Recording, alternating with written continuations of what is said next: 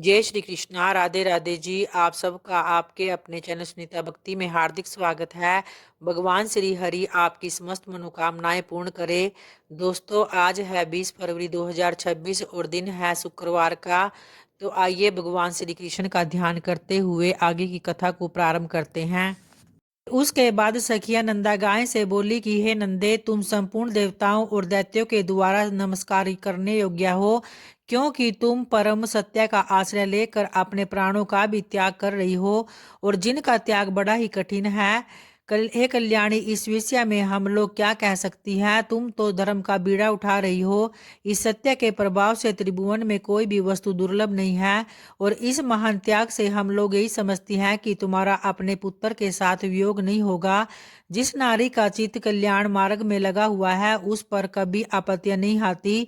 तो आगे पुलस्त्य जी कहते हैं कि तदनंतर गोपियों से मिलकर तथा समस्त गो समुदाय की परिक्रमा करके वहां के देवताओं और वृक्षों से विदा लेकर नंदा वहां से चल पड़ी, और उसने पृथ्वी, वरुण, अग्नि, वायु, चंद्रमा, 10 दिक्पाल, वन के वृक्ष, आकाश के नक्षत्र, ग्रह, इन सब को बारंबार प्रणाम करके कहा, इस वन में जो सिद्ध और वन देवता निवास करते हैं, वे वन में चरते हुए मेरे पुत्र की रक्षा करे।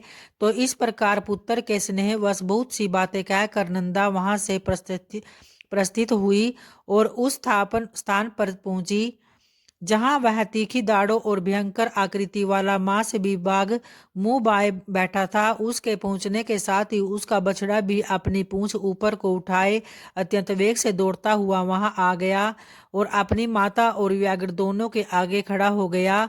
तो पुत्र को आया देखकर सामने खड़े हुए मृत्यु रूप बाघ पर दृष्टि डालकर उस गोने को कहा कि हे मृगराज, मैं सत्य धर्म का पालन करती हुई तुम्हारे पास आ गई हूँ। अब मेरे मांस से तुम इच्छा अनुसार अपनी तृप्ति करो। तो इस पर व्याघ्र बोला कि हे गाय, तुम बड़ी सत्यवादिनी निकली। है कल्याणी, तुम्हारा स्वागत है, क्योंकि सत्य का आश्रय लेने वाले प्राणियों का कभी कोई अमंगल नहीं होता।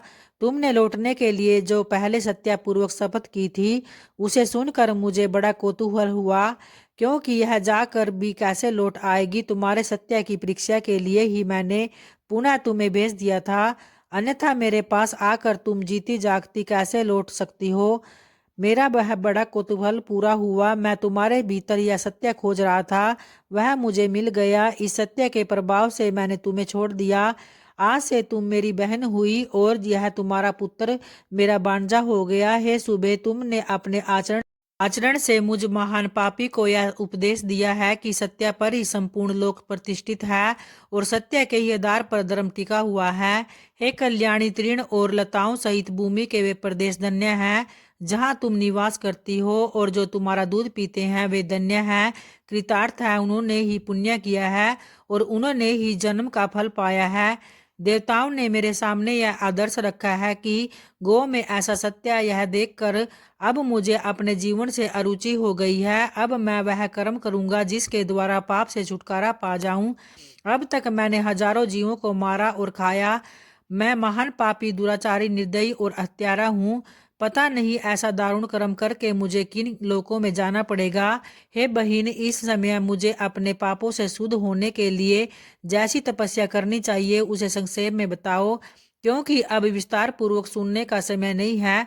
तो इस पर गाय बोली कि हे भाई, विद्वान पुरुष सत्ययुग में ही तप की प्रशंसा करते हैं और त्रेता में ज्ञान तथा उसके सहायक कर्म की, द्वापर में योग को ही उत्तम बतलाते हैं, किंतु कलयुग में एकमात्र दान ही श्रेष्ठ माना गया है, क्योंकि संपूर्ण दानों में एक ही दान सर्वोत्तम है और वह है संपूर्ण भूतों को अभय दान।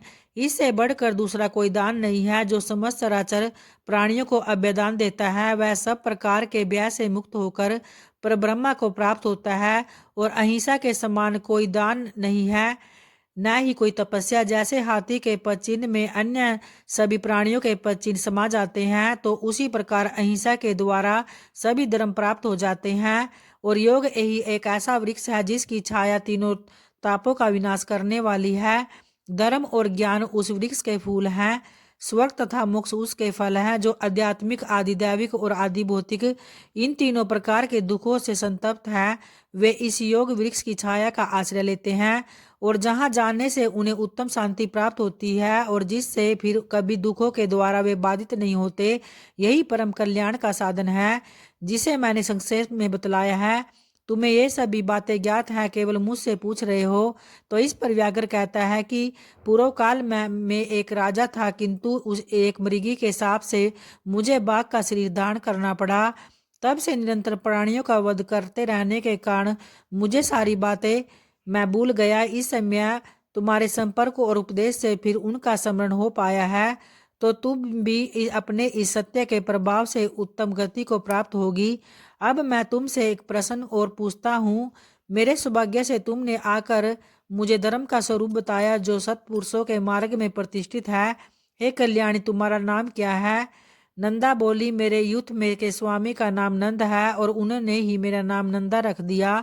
इसके बाद पुलस्त्य जी कहते हैं कि नंदा का नाम कान में पड़ते ही राजा प्रभजन साप से मुक्त हो गए और उन्होंने पुनः बल और रूप से संपन्न राजा का शरीर प्राप्त कर लिया।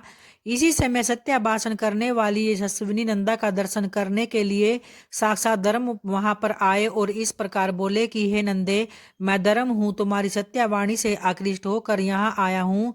तुम मुझसे कोई श्रेष्ठ वर मांग लो। तो धर्म के ऐसा कहने पर नंदा ने यह वर मांगा कि हे धर्मराज, आपकी कृपा से मैं पुत्र सहित उत्तम पद को प्राप्त हुई हूँ तथा यह स्थान मुनियों को धर्म प्रदान करने वाला शुभ तीर्थ बन जाए।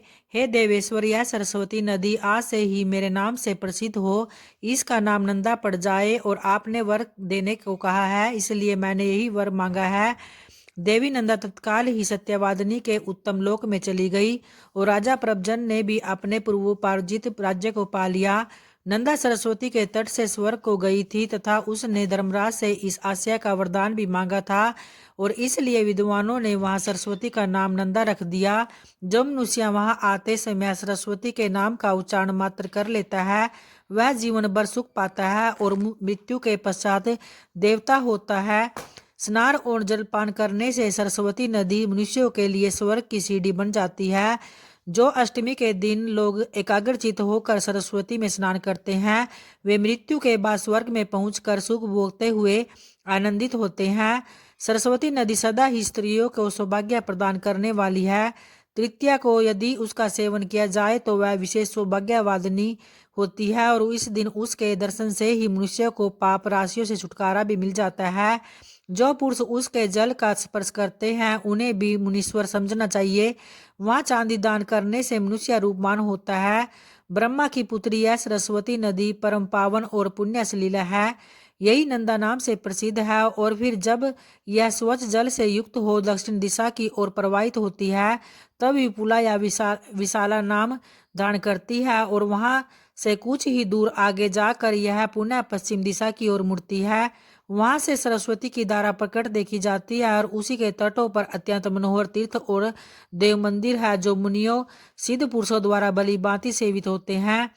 नंदा तीर्थ में स्नान करके यदि मनुष्य स्वर्ण और पृथ्वी आदि का दान करे तो वह महान अभ्युदयकारी तथा अक्षय फल प्रदान करने वाला होता है। इस तरह से भक्तों, आज के फाल्गुन मास की कथा अध्याय यहीं समाप्त होता है। तो प्रेम से बोलिए भगवान भोलेनाथ की जय, माता पार्वती की जय।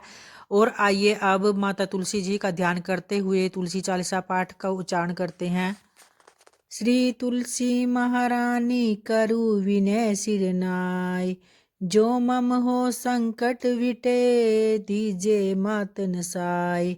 नमो नमो तुलसी महारानी, महिमा अमित न जाए बखानी। दियो विष्णु तुमको सन्माना, जग में छायो सुयश महाना। विष्णु प्रिया जय जयति भवानी, तिहु लोक की हो सुख खानी। भगवत पूजा कर जो कोई, बिना तुम्हारे सफल न होई। जिन घर तव नहीं होए निवासा, उस पर कर ही विष्णु नहीं बासा। करे सदा जो तव नित सुमिरन, ते ही के काज होए सब पूरन। कार्तिक मास महात्म तुम्हारा, ताको जानत सब संसारा। तब पूजन जो करे कुंवारी, पावे सुंदर वर सुकुमारी। कर जो पूजन नित प्रति नारी, सुख संपत्ति से होए सुखारी। वृद्धा नारी करे जो पूजन, मिले भक्ति होए पुलकित मन। श्रद्धा से पूजे जो कोई भी, भव निधि से तर जावे सोई। कथा भागवत यज्ञ करावे, तुम बिन नहीं सफलता पावे। छायो तप प्रताप जग भारी, ध्यावत तुम ही सकल चित धारी। तुम्ही मात यंत्रन तंत्रन में, सकल काज सिद्धि होए क्षण में। औषधि रूप आप हो माता, सब जग में तव यश विख्याता। देव ऋषि मुनि ओ तपधारी, करत सदा तव जय जयकारी। वेद पुराणन तव यश गाया, महिमा अगम पार नहीं पाया। नमो नमो जय जय सुख कारनी, नमो नमो जय दुख निवारनी। नमो नमो सुख संपत्ति देनी, नमो नमो अग काटन छेनी। नमो नमो भक्तन दुख हरनी, नमो नमो दुष्टन मद छेनी। नमो नमो भव पार उतारनी, नमो नमो परलोक सुधारनी। नमो नमो निज भक्त उबारनी, नमो नमो जन काज संवारनी। नमो नमो जय कुमति नसावनी, नमो नमो जय सुख उपजावनी। जयति जयति जय तुलसी माई, ध्याऊं तुमको शीस नवाई। निज जन जानी मोहि अपनाओ, बिगड़े कारज आप बनाओ। करु विनय मैं मात तुम्हारी, पूर्ण आशा करू हमारी। शरण चरण कर जोरी मनाऊं, निस दिन तेरे ही मैं गुण गाऊं। करू मात यह अब मोह पर दाया, निर्मल होए सकल मम काया। मंगू मात यह वर अब दीजे, सकल मनोरथ पूर्ण कीजे। जनु नहीं कुछ नेम अचारा, क्षमु मात अपराध हमारा। भरह मास करे जो पूजा, ता सम जग में और न दूजा। प्रथम ही गंगा जल मंगवावे, फिर सुंदर स्नान करावे। चंदन पुष्प अक्षत पुष्प चढ़ावे, धूप दीप नैवेद्य लगावे। करे आचमन गंगा जल से, ध्यान करे हृदय निर्मल से। पाठ करे फिर चालीसा की, स्तुति करे मात तुलसा की। यह विधि पूजा करे हमेशा, ताके तन नहीं रहे कलेसा। करे मास कार्तिक का साधन, सोवे नित पवित्र सिद्ध हुई जाई। है यह कथा महासुखदाई, पढ़े सुने सो भव तर जाई।